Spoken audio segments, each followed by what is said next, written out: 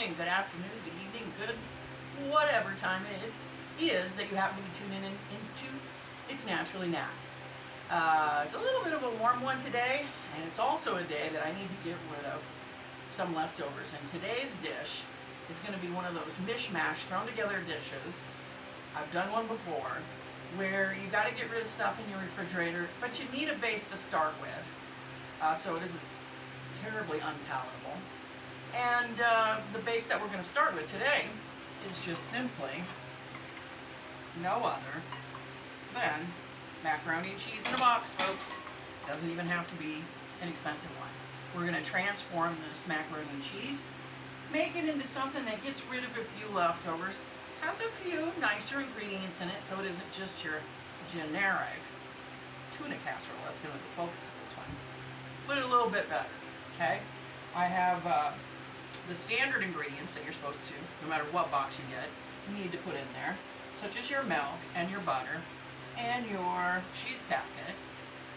But we're going beyond that. We're going to add in some fresh red peppers, some celery that's getting a little old, some chives, some processed cheese, and some Wisconsin processed cheese that I had for quite a while that I need to get rid of.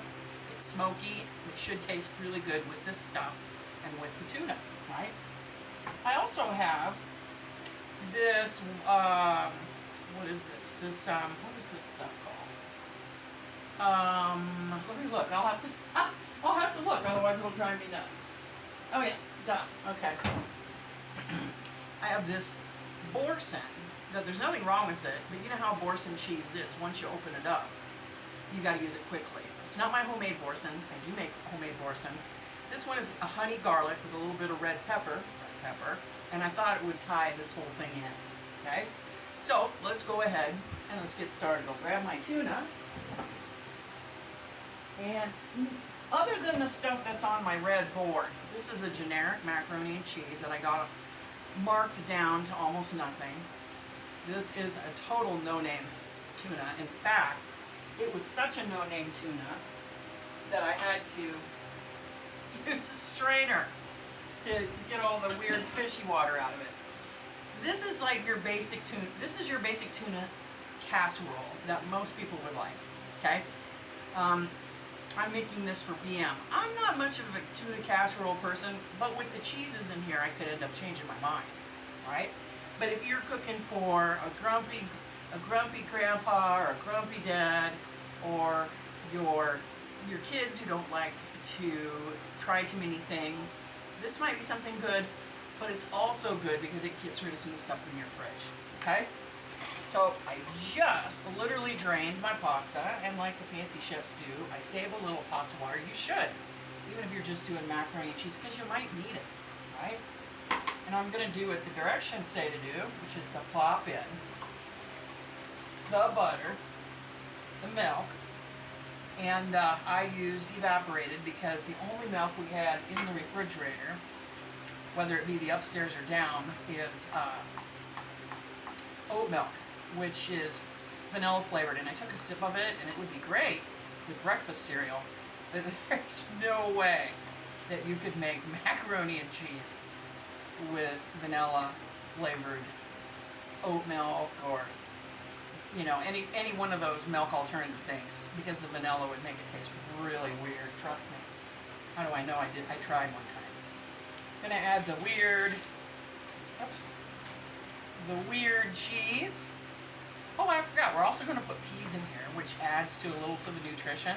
I think last summer, for my elderly neighbors, I think I made a riff on tuna casserole. It was a little different than this one, because I had different things that I wanted to put in it to use it, right?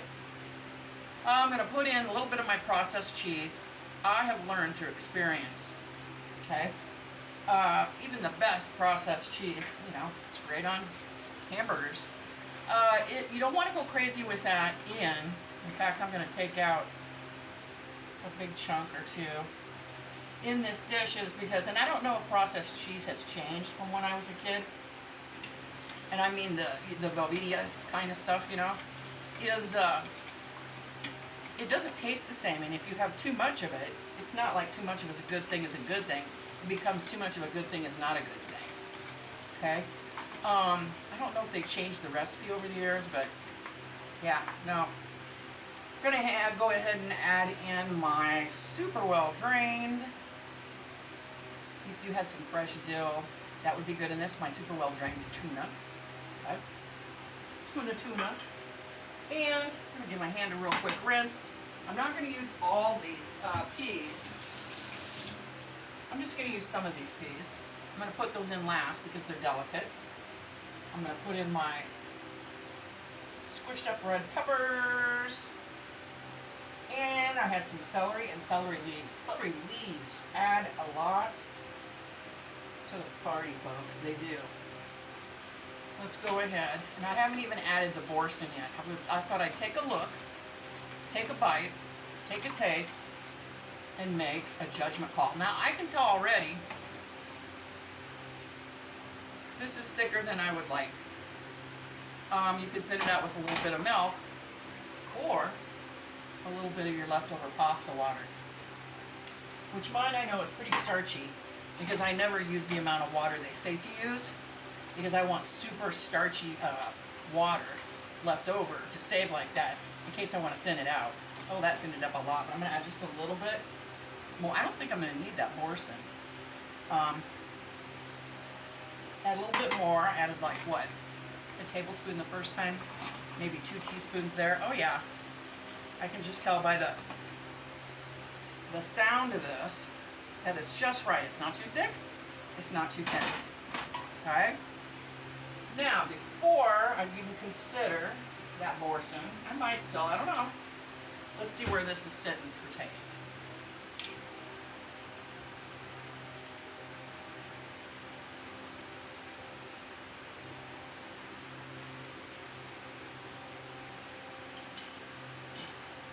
I don't think it needs salt, but it needs something. And I think that something is going to be a little bit of garlic powder. Not that much. A little bit of onion powder. There isn't any alum flavor in this, but there will be now. And maybe just a little bit of this Aleppo pepper that I cannot get enough of these days. Then I might add a little water. A little more of that pasta water and see where this is at taste-wise. Because once we add the peas, we don't want to be over-stirring this because, again, because they're delicate, I'm going to use the spoon.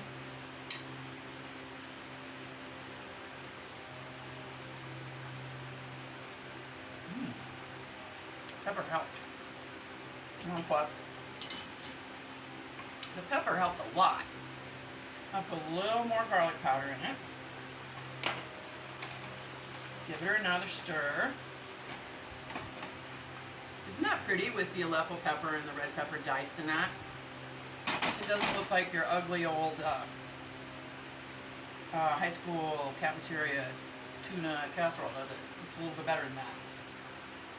A little bit, 2-3 tablespoons more, or no, teaspoons at this point because we're so close.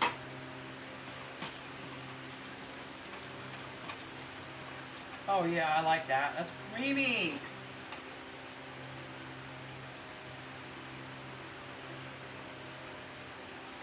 Nice. I'm going to add, how much am I going to add to these? I'm going to say about 1/3 of this amount, which would be about 1/3 of a standard can. You could add fresh. You could add frozen. I don't have any frozen, which is really wild, and I got to put that on my list. Because I always have frozen peas. They're great in salads. I think I'm out. This is also a great casserole to make. Speaking of being out of something, when you're out of money, right?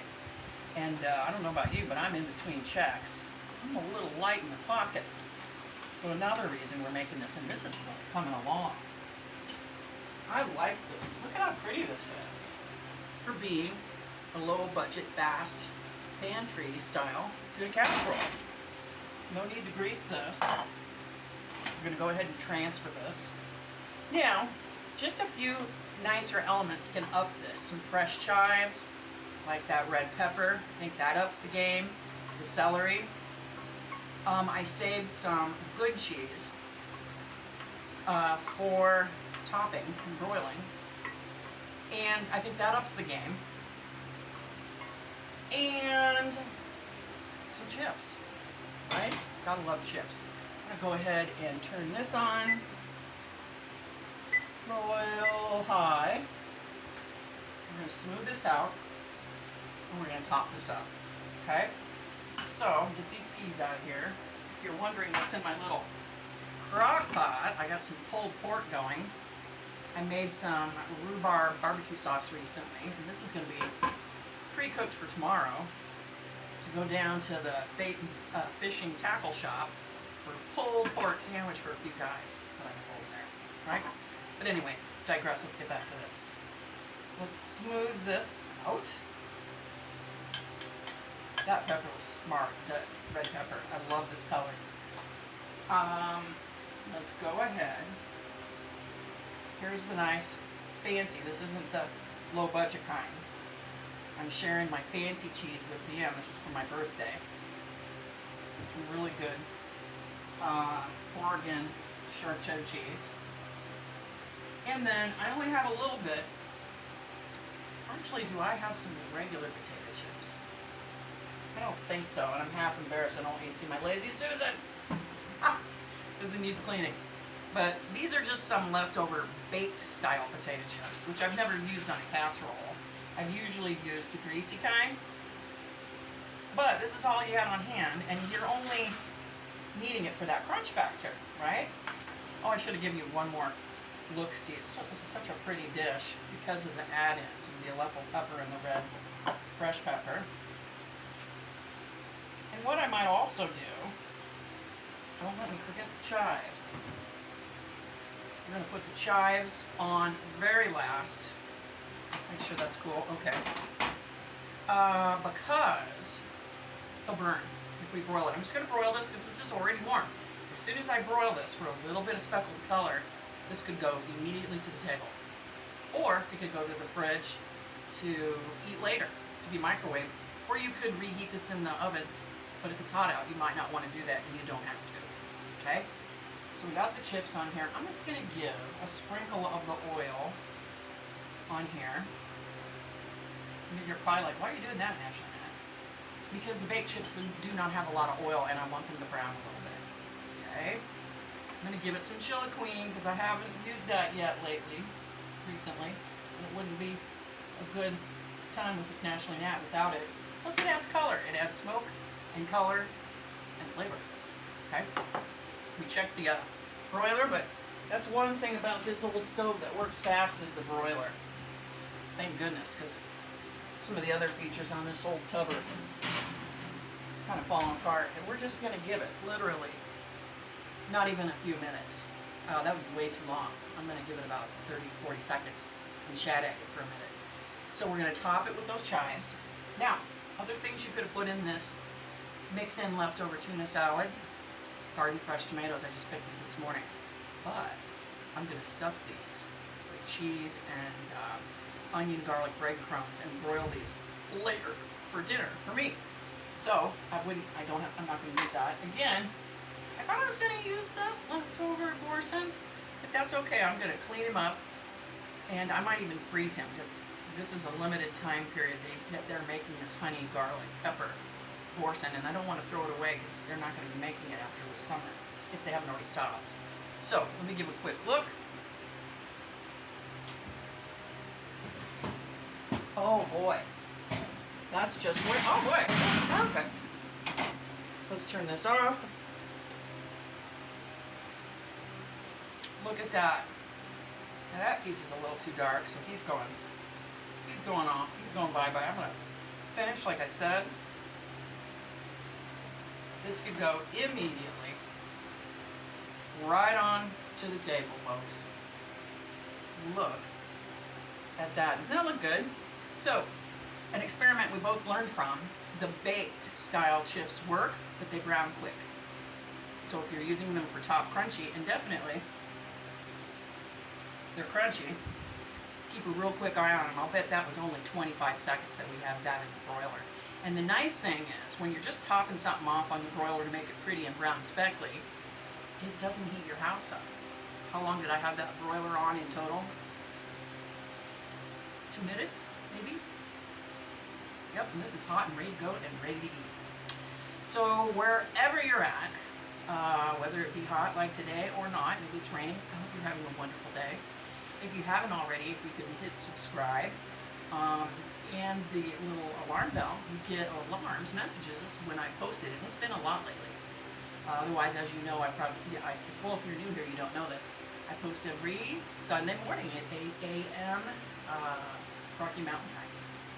So, I want to dig in and eat some of this. Even though this isn't for me and this is for me, don't tell, I'm going to take a little bite.